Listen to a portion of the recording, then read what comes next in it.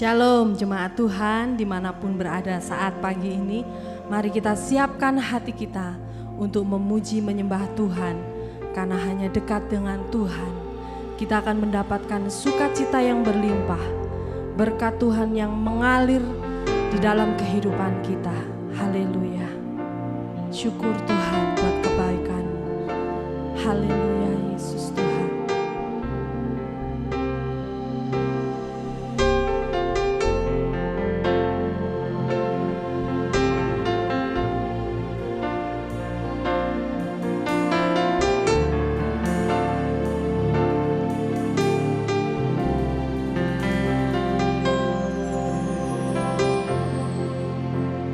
Dekat padamu itu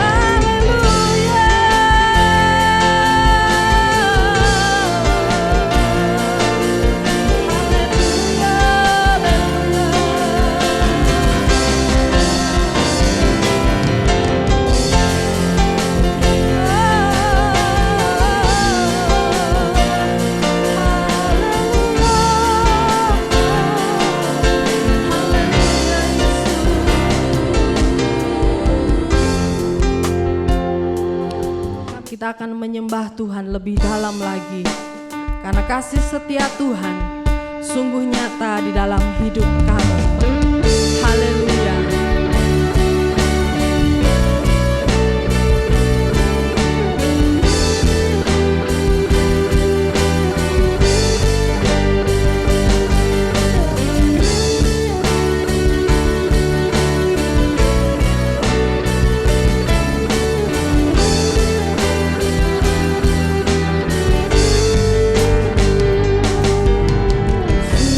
Besar setia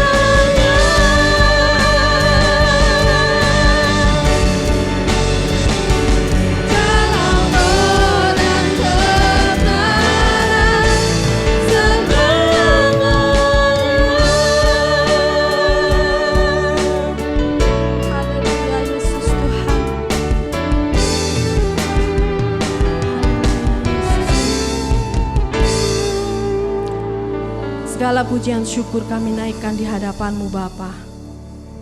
Dengan segenap hati kami mau membuka hati kami untuk firman-Mu tertanam di dalam hati kami. Firman-Mu yang akan menguatkan jiwa kami Tuhan. Firman-Mu yang akan menguatkan roh kami Tuhan.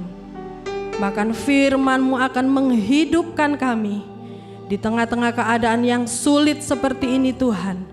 Kami hanya mengandalkan Engkau dan firman-Mu yang hidup di dalam hidup kami. Terima kasih Tuhan. Urapi hamba-Mu dalam menyampaikan firman-Mu. Bahkan setiap kami jemaat yang ada di rumah sekalipun, Engkau tetap bekerja di dalamnya Tuhan. Di dalam nama Tuhan Yesus Kristus, kami mau menyambut firman Allah yang hidup. Haleluya. Amin. Kita baik, amin.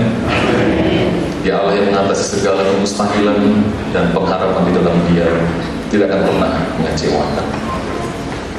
Bapak Ibu yang kasih dalam Tuhan, kalau kita mengamati di tengah-tengah kita, di kota kita yang kita kasih, kota Batu ini, sangat menikmati kalau kami habis doa pagi. Saya selalu suka berkendara melihat kota Batu ini, dan ada hal yang menarik adalah Batu dalam geliat membangun yang luar biasa. Kalau kita lihat di daerah-daerah yang mungkin daerah Sumberjo ke atas ke Punten, atau mungkin ke daerah atas daerah Serut dan sekitarnya, ada begitu banyak pembangunan luar biasa, rumah-rumah yang besar. Kalau kita ada di daerah Jalibar, di sana sepertinya sedang dibangun satu entah hotel atau resort yang kalau kita bayangkan pemandangannya itu sangat luar biasa.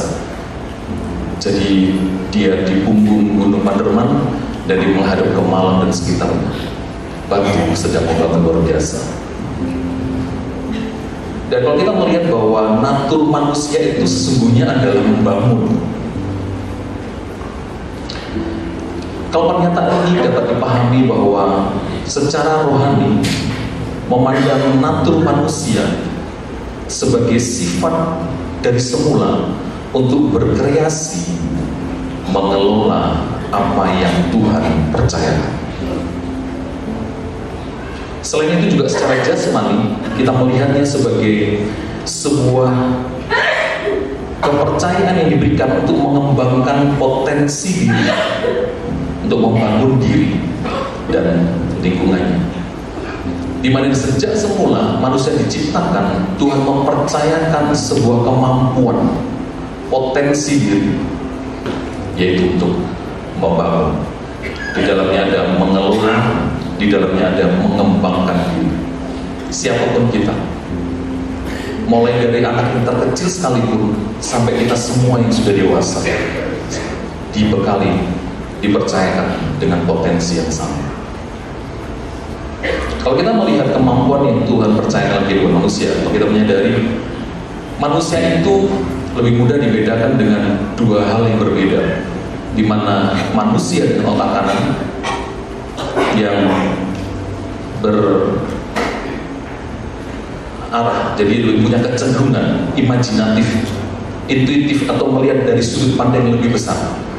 Jadi kalau orang manusia dengan otak kanan yang kuat, lebih kuat, difungsikan, dicenderungkan, maka orang itu lebih bisa berimajinasi. Ketika dia membayangkan sesuatu tanpa dia mengerjakan sesuatu, dia bisa membayangkan. Contoh misalkan, dia mau buat sebuah kursi, orang otak kanan itu bisa membayangkan, oh berarti ini harus disiapkan kayu berat seperti ini untuk kakinya, untuk landasan tempat duduknya, untuk sandarannya, pasak-pasaknya harus di mana. Itu orang otak kanan bisa membayangkan.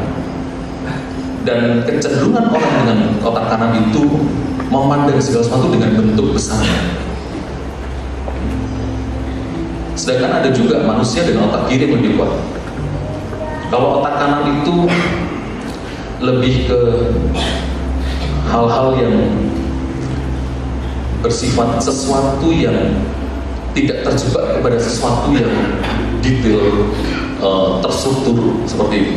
Sedangkan otak manusia yang otak kiri cenderungnya adalah di mana orang-orang ini kuat dengan data, lebih linguis. Segala sesuatu kalau bekerja harus punya data yang kuat. terstruktur sekali seperti itu. Dan semuanya itu berurusan untuk apa? Mengembangkan diri, mengembangkan setiap potensi yang dipercayakan untuk berkreasi, untuk mengelola segala sesuatu yang dipercayakan dengan cara yang berbeda-beda. Tapi ujungnya adalah membangun. Dan dikatakan membangun itu sebuah urusan seumur hidup.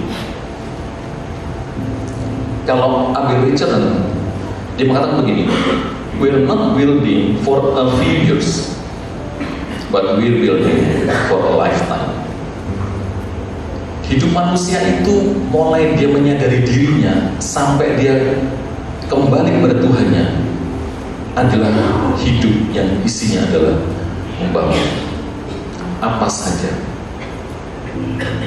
Mulai dipercayakan dengan impian-impian, harapan-harapan, dan semua tujuan itu adalah untuk membangun. Coba pertanyaan ini, kalau Tuhan sudah mempercayakan segala kehidupan kita tentang hidup ini adalah membangun, hidup tidak cuma hanya menghabiskan waktu saja. Sekarang pertanyaannya, apa yang harus kita bangun dalam hidup ini? Kita mau mendasari dari apa yang harus dilakukan oleh manusia untuk membangun dalam hidupnya, dari Yesaya pasal 58 ayat 12. Yesaya 58 ayat 12 mengatakan begini, engkau akan membangun reruntuhan yang sudah berabad-abad dan akan memperbaiki dasar yang diletakkan oleh banyak turunan. Engkau akan disebutkan yang memperbaiki tembok yang tembus, yang membetulkan jalan supaya tempat itu dapat dihuni. Kenapa hidup kita harus membangun? Yang pertama karena kita melihat dari semula sudah terjadi namanya kerusakan di dunia ini, terjadi korup di dunia ini karena dosa. Impian Tuhan yang sempurna yang Tuhan rancangkan dalam kehidupan manusia telah dirusakkan oleh dosa. Di sana ada kematian rohani. Efesus 2 ayat 1-3 mengatakan bahwa menjadi mati secara rohani dan tidak mampu mendengar atau menanggapi setiap panggilan terhadap rancangan Tuhan. Kalau kita bertanya kepada anak muda sekarang, apa sih yang harusnya engkau perjuangkan dalam hidup ini? Persentase sangat besar untuk mereka mengatakan cuma hanya mengerjakan apa yang menjadi keinginan mereka, harapan-harapan mereka, dan sangat sedikit untuk mereka menyadari tentang bagaimana Tuhan sudah mempercayakan perkara yang besar, rancangan besar dalam hidup mereka. Demikian pada umumnya kehidupan kita perlu kembali kepada pemahaman yang benar tentang bahwa hidup ini dipercaya untuk membangun sesuatu. Kenapa harus membangun sesuatu? Karena sudah terjadi sebuah kerusakan. Dan impian-impian kita, harapan-harapan kita, cita-cita kita seringkali mulai bergeser kepada rancangan Tuhan yang sudah ditetapkan dalam hidup ini. Yang berikutnya yang ditimbulkan adalah kerusakannya adalah terputus dari Tuhan. Hubungan yang terpenting ketika dua pribadi yang selalu terhubung dalam sebuah komunikasi yang intens, mereka mengerjakan sesuatu bersama-sama. Tetapi ketika hubungan komunikasi dua pribadi terpisah, maka yang dikerjakan sudah mulai mengarah kepada kepentingan masing-masing pribadi. Dan yang penting adalah terjadi total depravity, kejahatan yang total. Kecenderungan manusia adalah kejahatan adanya. Alkitab mencatat bahwa kecenderungan hati manusia itu adalah kejahatan adanya, tidak ada kebaikan dalam diri manusia. Ini terjadi karena sudah terjadi kerusakan di dunia, dan kita perlu menyadari, Bapak Ibu, kita semua menyadari, apakah di pemikiran kita, di harapan kita, di cita-cita kita, semuanya selalu mulia untuk Tuhan? Mari kita cek baik-baik dan begitu. Akan selalu ada semangat-semangat yang mendorong dalam diri kita, ada kuasa-kuasa yang bekerja menjadi semangat untuk kita wujudkan, dan seringkali kita lihat itu bukan semangat dari apa yang Tuhan inginkan dalam hidup ini. Yesaya 58 ayat 12, mengingatkan kita bahwa kita harus membangun, memperbaiki tembok yang roboh. Dua hal yang kita perhatikan dari Misal 58:12 tadi. Yang pertama adalah memperbaiki tembok yang roboh atau yang tembus, dan membetulkan jalan supaya dapat dihuni. Kata memperbaiki tembok yang tembus ini berbicara tentang mendirikan sebuah tembok yang memisahkan. Kalau konteks pada masa itu, di mana setiap kota itu pasti punya kubu-kubu, punya tembok-tembok yang memisahkan mereka, menjadi tempat mereka untuk bernaung dari setiap serangan-serangan siasat dari luar, musuh dari luar, dan itu menjadi rasa aman bagi mereka. Dan kalau dikatakan bahwa terjadi tembok-tembok yang runtuh, dan yang kita kerjakan adalah membangunnya kembali, ini berbicara tentang bagaimana kita perlu memahami diri kita. Ada sebuah pemikiran-pemikiran, hal-hal yang menguasai cara berpikir kita, yang sudah mulai terpengaruh oleh pengaruh-pengaruh yang dunia ini sedang perjuangkan, bukan lagi harapan-harapan dan kerinduan dari Tuhan. Dan yang perlu kita kerjakan adalah memperbaiki tembok yang roboh.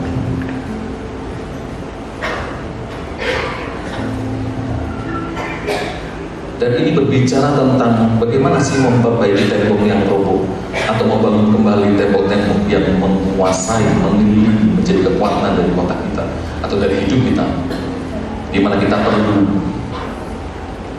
memperubah cara berpikir kita, konsep pemikiran kita, supaya hari demi hari kita diperbaharui. Yang bisa memperbaharui cuma kebenaran firman Tuhan saja, bukan pengalaman-pengalaman, bukan hebat cara berpikir manusia, tetapi firman Tuhan yang sanggup mengubah hidup kita. Dan yang kedua adalah membetulkan jalan supaya dapat dihuni. Kata membetulkan jalan ini berbicara tentang tindakan berpaling atau menata kembali jalan yang rusak menjadi jalan yang dapat dilalui oleh orang-orang yang melintas dalam perjalanan. Ada sebuah ungkapan kata yang mungkin sebagian besar kita sadari, kan kita tinggal di Jawa ini, ngurumat margi gesang. Menarik kata ini, ngurumat margi gesang, dan itu ada sesuatu yang dibangun dari diri kita. Terjemahnya adalah konteks bagaimana kita merawat jalan hidup kita.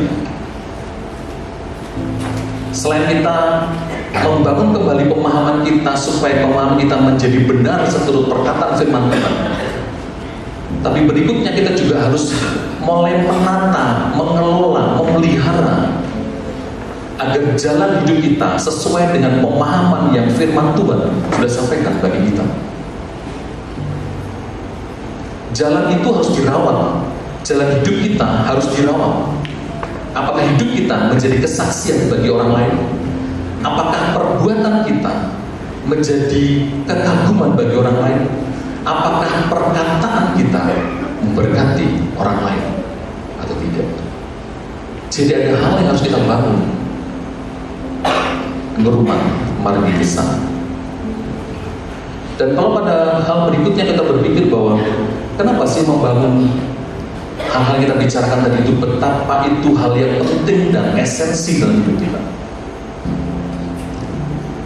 Kalau kita melihat bahwa hidup kita di dunia ini sebuah refleksi yang kita persiapkan untuk kehidupan di masa kekekalan.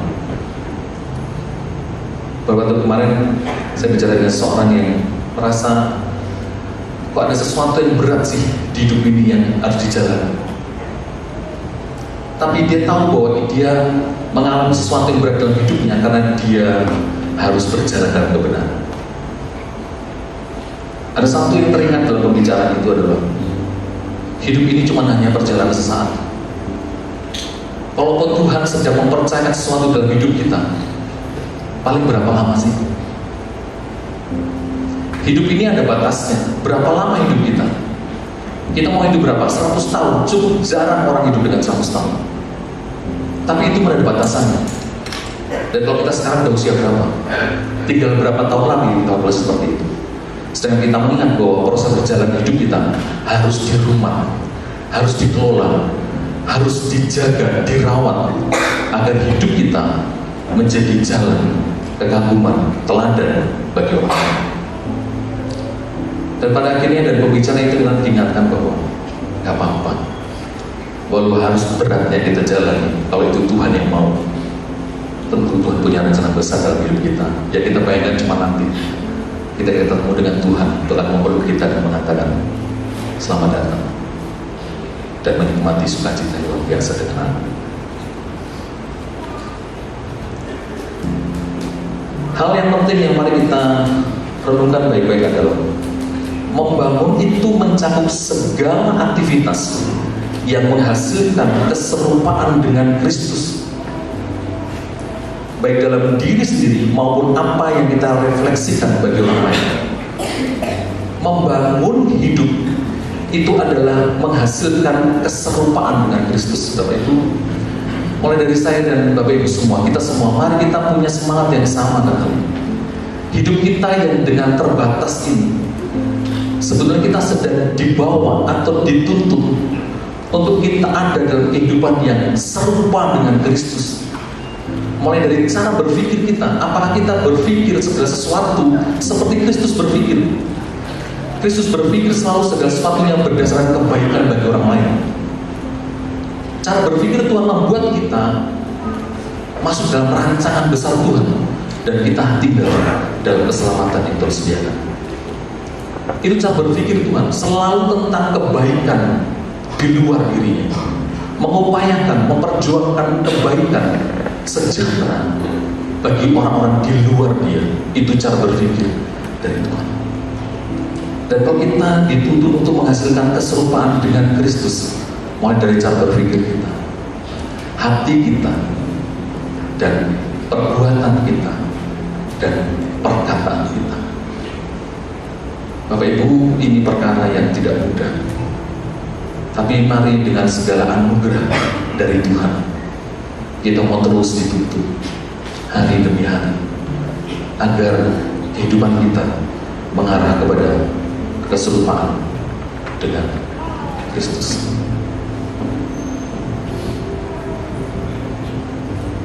Kalau kita kembali di Yesaya pasal 58 ayat 12, bahwa engkau akan disebut yang membangun reruntuhan serta memperbaiki jalan yang benar supaya dapat dilalui oleh orang lain. Ada dua hal yang besar Alkitab mencatat bagi kita semua dari kata membangun, di mana dua hal ini punya perbedaan yang cukup besar, yaitu membangun Bahtera Nuh dan membangun Menara Babel. Tapi Ibu sebagian pasti sudah memahami tentang arah dari pembicaraan, di mana ada sebuah semangat yang kita percayakan bicarakan di depan, bahwa secara rohani maupun secara jasmani selalu manusia dibawa kepada semangat untuk membangun. Cuma kalau kita perhatikan ketika membangun Bahtera Nuh, kalau kita melihat bahwa Kejadian 1 berbicara tentang riwayat penciptaan langit dan bumi, Kejadian 2 berfokus pada penciptaan manusia, yaitu Adam dan Hawa. Kejadian 3 membicarakan tentang ketika manusia jatuh di dalam dosa. Hasilnya adalah ketika di Kejadian pasal 5 ke Kejadian pasal 4 mulai ada benih dosa di sana, yaitu antara Kain dan Habil. Kejadian 5 berbicara tentang keturunan dari Adam dan Hawa yang sudah jatuh di dalam dosa. Dan Kejadian 6 muncullah yang disebut kejahatan manusia, dan itu membuat hati Tuhan menyesal telah menciptakan manusia. Kecenderungan manusia senantiasa melakukan kejahatan, melakukan dosa, dan dikatakan begini, keturunan Kain itu akhirnya menjadi keturunan yang membenci Tuhan. Tapi ada keturunan umat pilihan Tuhan, yaitu keturunan Habil, yang di sana kemudian ada kata Set. Itu tetap menjadi keturunan yang takut akan Tuhan, dan Nuh adalah keturunan dari Set. dari segitu banyaknya orang, sebagian besar katakan orang-orang yang berpikiran semuanya menjadi jahat dan semua idenya adalah ide yang penuh dengan dosa. Tapi masih ada umat-umat yang mengasihi Tuhan dan takut akan Tuhan. Tidak banyak. Tapi kita melihat kepada seorang yang takut akan Tuhan, yang berorientasi kepada kebenaran, Tuhan menitipkan rancangan baginya untuk membuat sebuah bahtera. Rancangan Tuhan, kalau kita melihat dari apa yang Tuhan percaya kepada Nuh tersebut, bukan rencana yang mudah. Karena rencana Tuhan yang dipercayakan kepada Nuh itu membuat Nuh diolok-olok oleh orang berseorang. Dan secara kasarnya Nuh dianggap sebagai seorang yang tidak waras. Waktu belum turun hujan, tapi Nuh mengatakan bahwa akan terjadi banjir. Tapi Tuhan memerintahkan untuk membangun bahtera. Dan bagi siapa yang mau selamat dari bencana ini, mari masuk kepada bahtera yang akan membuat. Rancangan Tuhan ketika berjumpa dengan manusia-manusia yang berpikiran jahat dalam dirinya, yang ada adalah ditertawakan, dianggap rendah, dianggap tidak waras. Nuh membangun sesuatu dimulai dari sesuatu yang tidak mudah, berat, tidak mendapat dukungan banyak orang. Tetapi Nuh tetap menghidupi hal itu. Dia tahu bahwa ini adalah apa yang Tuhan percayakan. Walaupun dia sendiri berpikir bagaimana mengupayakan ini, membangun bahtera di atas gunung, butuh energi yang begitu besar. Ada banyak penafsir mengatakan kayu-kayu yang dibutuhkan adalah kayu-kayu pilihan yang Tuhan sudah sediakan, dan semuanya detail. Walaupun berat, tapi Nuh tetap memandang bahwa hidupnya sebuah kepercayaan untuk membangun apa yang Tuhan percayakan. Walau dianggap orang tidak waras, 120 tahun tidak menghasilkan siapa-siapa, cuma Nuh dan keluarganya saja.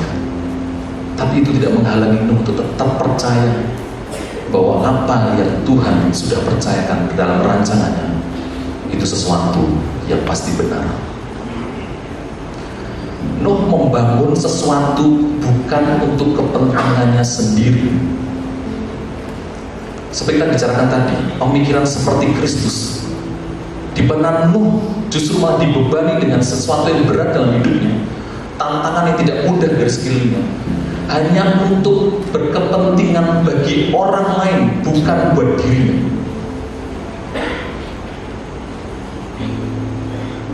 Tapi Nuh mau dengan setia mengerjakan itu, dan itu dianggap sebagai sebuah kepercayaan yang Tuhan berikan baginya. Dan yang terjadi adalah hal yang luar biasa terjadi pada bahtera, dan kita melihat sebuah sejarah yang luar biasa. Setelah bahtera Nuh itu sampai di Ararat, dan waktu berikutnya dalam pembacaan kejadian berikutnya itu muncul yang dinamakan proses pembangunan yang kita bicarakan yang kedua ini, yaitu pembangunan Menara Babel. Kalau kita melihat bahwa Nuh membangun sesuatu yang memuaskan hati Tuhan, tapi golongan orang kedua ini, di mana orang-orang membangun Menara Babel ini adalah orang-orang yang, kalau kita melihat secara sepintas itu sesuatu yang baik, karena mereka membangun sebuah kesatuan.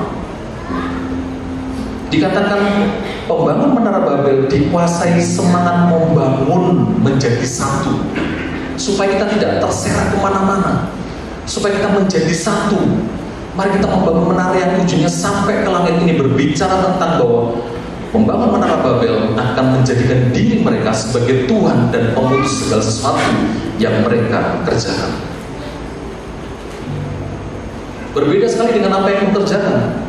Pembangun Menara Babel berorientasi kepada mengupayakan, memperjuangkan sesuatu yang memberikan semua energi yang mereka punya untuk satu demi kepentingan mereka sendiri.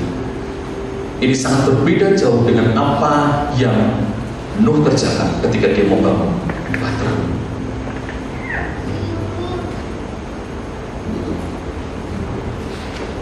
Manusia memutuskan untuk membangun sebuah kota besar dan berkumpul di sana. Mereka memutuskan untuk membangun sebuah menara raksasa sebagai simbol kekuasaan mereka untuk mencari kemuliaan bagi dirinya. Kejadian 11 ayat 4. Kalau Nuh tadi dikatakan apa yang dibangun Nuh memuaskan hati Tuhan, sedangkan apa yang dibangun dalam pembangunan menara Babel berbicara tentang apa yang mereka perjuangkan dan mereka bangun mengecewakan hati Tuhan. Bapak Ibu, ada dua hal terjadi dan itu bisa saja berlaku bagi kita. Kita bisa saja menjadi seorang pembangun seperti Nuh, tapi kita tidak menampik kemungkinan kita bisa juga terjebak kepada pembangun seperti pembangun menara Babel. Semua pilihan ada dalam diri kita. Semua keputusan kita yang memutuskan. Dan kalau kita berlanjut berikutnya, di mana membangun itu adalah menyatukan material yang terpisah-pisah dan berbeda-beda untuk menjadi satu bangunan yang indah sesuai gambar sang arsitek pembangunnya. Tapi kami bersyukur kemarin dipercaya Tuhan dalam proyek kita bersama membangun kelas sekolah minggu. Kalau sekarang kita melihat dari Bapak Ibu sekalian apa yang Bapak Ibu perjuangkan, energi Bapak Ibu berikan, sudah berhasil berdiri kelas sekolah minggu yang cantik.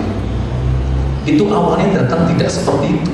Besi datang sendiri, lonjor besi, pasir, moral, bata ringan, pengancoran terpisah-pisah semua. Dan kalau kita melihat bahwa benar-benar pembangunan itu adalah menyatukan material yang terpisah-pisah. Dan kalau kita melihat konteks yang dikatakan tadi kata membangun pembangunan rohani, itu berbicara tentang membangun manusia rohani kita, di mana kita sedang membangun bangunan rohani kita, di mana material-material yang terpisah-pisah itu kita bisa lihat bahwa di sana ada teladan dan karakter yang baik. Material terpisah-pisah itu bicara tentang bagaimana seorang suami yang bertanggung jawab, bagaimana seorang pengusaha yang bekerja dengan integritas yang benar, bagaimana seorang anak yang mengasihi orang tuanya, hormat, tunduk dan taat kepada orang tuanya, bagaimana seorang suami mengasihi istrinya, bagaimana seorang istri hormat kepada suami, bagaimana seorang yang setia beribadah kepada Tuhan. Bapak Ibu, saya adalah seorang yang sangat memberkati setiap kita berhimpun bersama seperti ini. Kenapa saya selalu pagi ada di depan?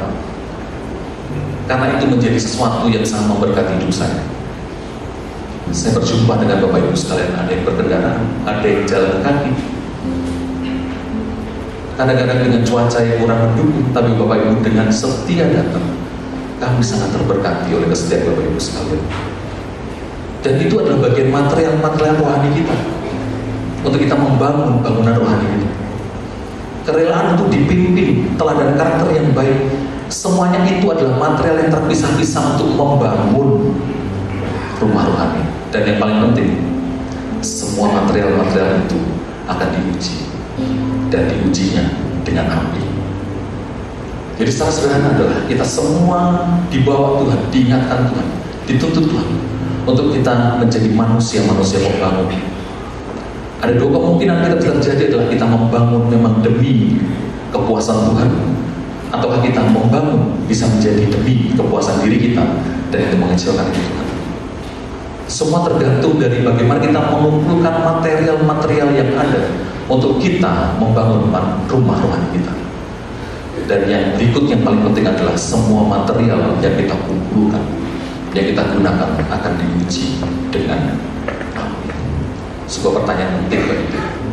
Sudahkah kita membangun dengan bahan bangunan terbaik? Biar ini jadi perenungan kita semua.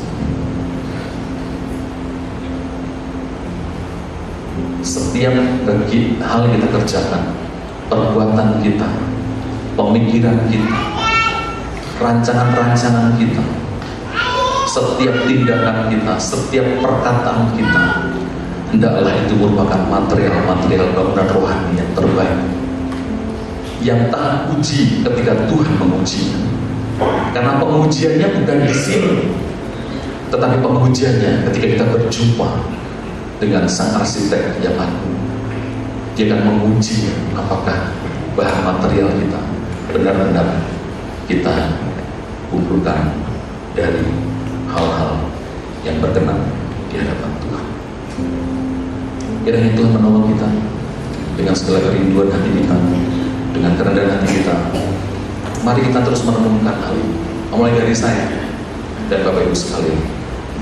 Biar semua motivasi-motivasi yang ada yang menuntut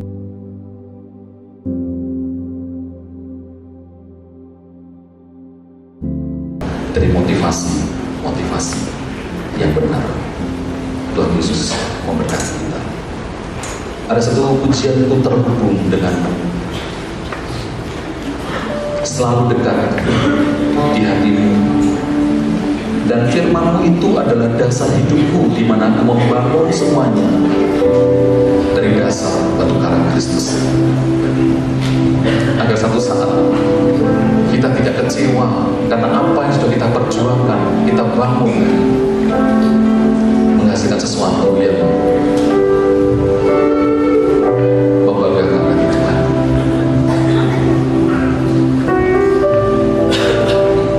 Kasih-Mu layakan seluruh hidupku, memampukanku melakukan yang Engkau butuhkan. Kasih-Mu layakan seluruh hidupku,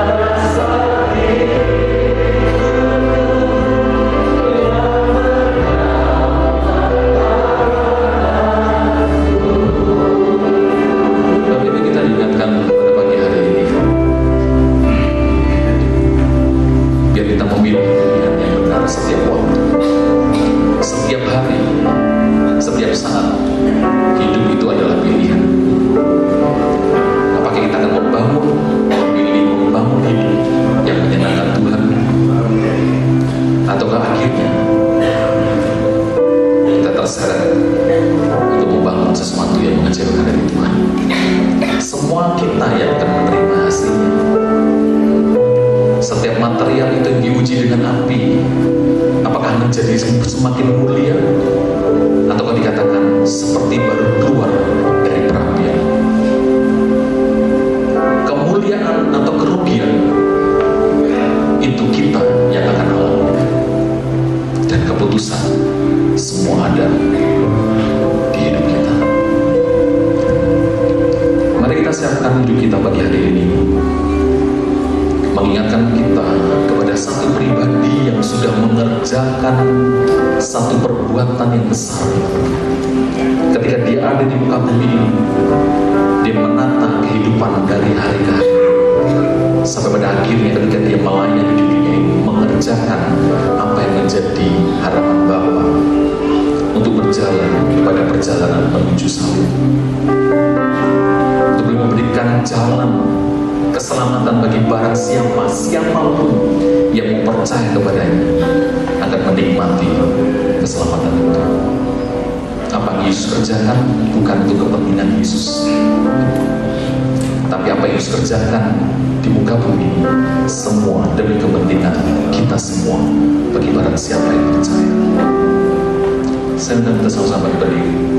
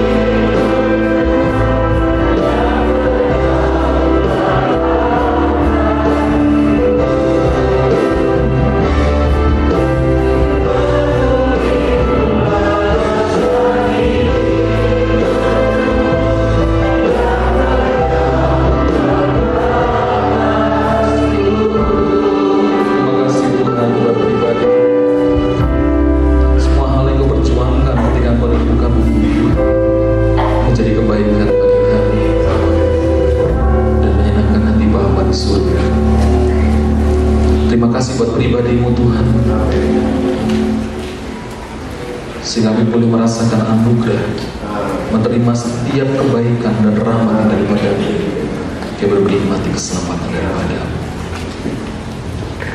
Dan ketika mereka sedang makan, Yesus mengambil roti, mengucap berkat, memecah-mecahkannya, lalu memberikannya kepada murid-muridnya dan berkata, "Ambillah, makanlah, inilah tubuhku." Kita makan dalam nama Tuhan Yesus Kristus.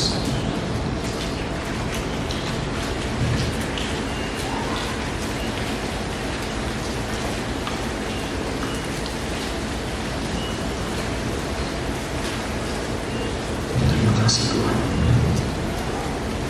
Tuhan terkoyakkan Tuhan bagi kehidupan kami. Gak semuanya boleh selesaikan di atas kayu salib. Dan kami boleh menikmati anugerah terbesar dalam hidup kami. Terima kasih Tuhan, terima kasih. Terima kasih Bapa.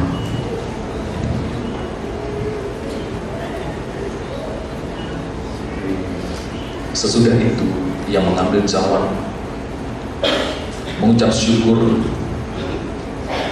lalu memberikannya kepada mereka dan berkata, "Minumlah kamu semua dari cawan ini, sebab ini adalah darah kami, darah perjanjian yang ditumpahkan bagi banyak orang untuk pengampunan dosa."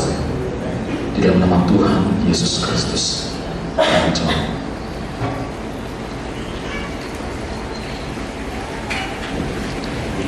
Haleluya Yesus, haleluya.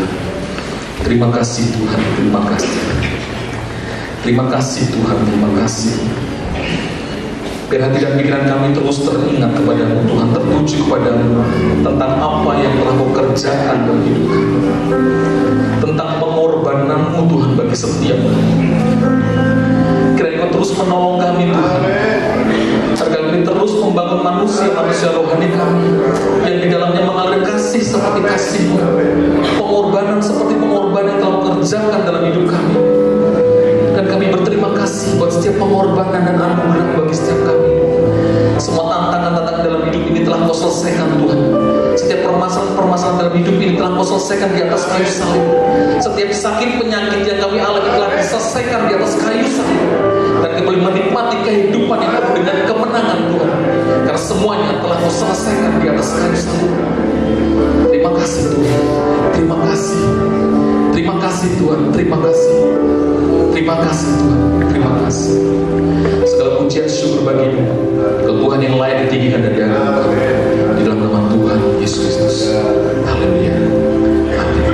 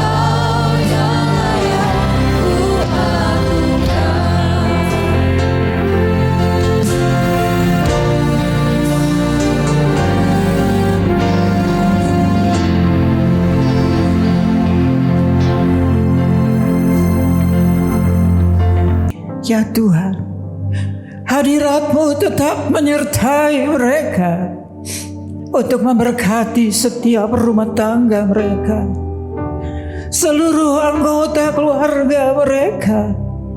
Berkatilah usaha dan mata pencaharian umat-Mu. Berkatilah roti dan air mereka. Berkatilah umat-Mu ini dengan kekuatan dan kesehatan. Sesungguhnya Dikau sangat mengasihi umat-Mu. Seluruh umat-Mu ini ada di dalam telapak tangan-Mu, dan tak seorang pun dapat merampas mereka, domba-domba-Mu ini, dari dalam tangan-Mu. Hamba-Mu berdoa, bawalah seluruh sidang jemaat-Mu ini semakin hari semakin dekat kepadamu, semakin mengasihi Engkau ya Tuhan, sehingga mereka boleh tiba di puncak bukit kesucian-Mu dan memandang wajah-Mu yang indah. Kini sidang jemaat yang dikasihi Tuhan, Allah yang kekal adalah naungan-Mu, dan lengannya yang abadi menopang Engkau. Tuhan memberkati Engkau dan melindungi Engkau. Tuhan menyinari Engkau dengan wajah-Nya, serta memberikan Engkau kasih karunia. Tuhan menghadapkan wajah-Nya kepadamu dan memberikan engkau damai sejahtera di dalam berkat nama Tuhan Yesus Kristus. Amin.